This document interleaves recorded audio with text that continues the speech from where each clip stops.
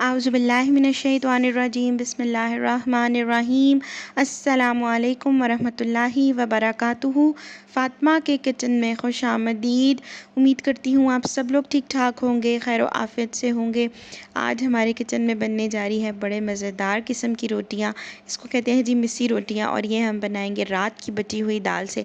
अगर आपके घर में रात की बची हुई या दोपहर की बची हुई दाल बची हुई है ना, तो आप उसको फ्रीज़ कर लें और आप बनाएं मज़ेदार सी इस तरीके की रोटियाँ जो हम यहाँ पे बनाने लगे हैं। और हम करते हैं यहाँ पे स्टार्ट।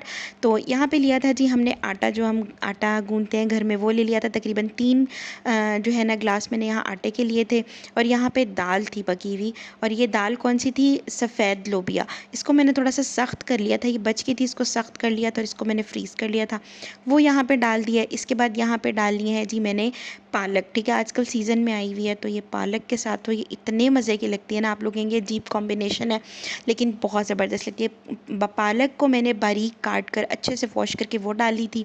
इसके अंदर डाला है जी मैंने सबसे पहले नमक मसालों में, फिर लाल मिर्च का पाउडर डाला है तकरीबन 2 चम्मच के करीब।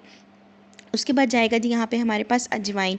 अजवाइन से होता है कि हाजमा बहुत ज़बरदस्त होता है, तो 1 चम्मच अजवाइन डाल दी है। एक तकरीबन 1.5 चम्मच यहाँ पे डाला है जी हमने सूखा धनिया का पाउडर, और आधी चम्मच डाली है यहाँ पे हमने ज़ीरा पाउडर, और साथ यहाँ पे हम डालेंगे थोड़ा सा क्या कहते हैं जी अच्छा, अगर आपके पास स्टॉक पड़ा है तो आप स्टॉक डाल सकते हैं, उसके साथ गूंद सकते हैं, लेकिन मैं यहाँ पे डाल रही हूँ चिकन पाउडर, थोड़े से फ्लेवर्स को इन्हांस करने के लिए, ताकि बच्चे भी बड़े मज़े से खाएँ, उनको फ्लेवर आए। तो यहाँ पे थोड़ी सी मैंने चिकन पाउडर डाल दिया, और यहाँ पे डाला है जी मैंने थोड़ी सी 3 से 4 अदद बारीक हरी मिर्चें काट कर। अब इनको अच्छा क्वांटिटी आप अपने जो है ना उस तरीके से मैयर कर लेनी है, उस तरीके से करनी है कि जितनी आपकी दाल है ना उतनी ही आपकी आटा होना चाहिए, ताकि उसमें बहुत अच्छे से जो है ना ये गूंद जाए।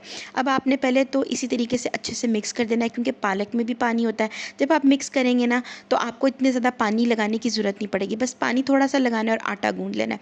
इस तरीके से मसलना है और इसको तकरीबन आधे घंटे के लिए छोड़ देना है। इसके बाद यहाँ पे हमने बनाना है जी एक थोड़ा सा बड़े साइज़ का पेड़ा। जो हम नॉर्मल साइज़ का पेड़ा बनाते हैं ना, उससे थोड़ा सा बड़ा बनाया मैंने यहाँ पे। तो पेड़ा बनाना है, और इसकी यहाँ पे हमने रोटी अच्छे से बेल लेनी है। रोटी बेलने के बाद तवा गरम करना है, और यहाँ पे हमने डाल देनी है जी अपनी रोटी। ठीक है, इस तरीके से ये देखने में जितनी आसान है ना, और खाने में उतनी ज़बरदस्त और मज़ेदार बनती है।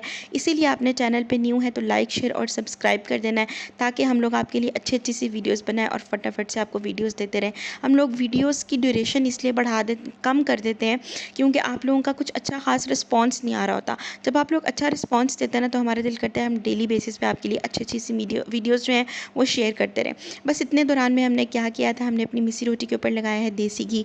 उसको दोनों तरफ से अच्छा सा हमने क्रिस्पी सा ब्राउन कर लिया, और ये हो गई हमारी मिस्सी रोटियाँ तैयार, मज़ेदार। आप भी बनाएं, अपने प्यारों को खिलाएं, घर वालों को खिलाएं, और इस मौसम में करें एंजॉय मज़ेदार मिस्सी रोटियाँ, और करें दुआ में याद। फ़ी अमानिल्लाह। अल्लाह हाफ़िज़।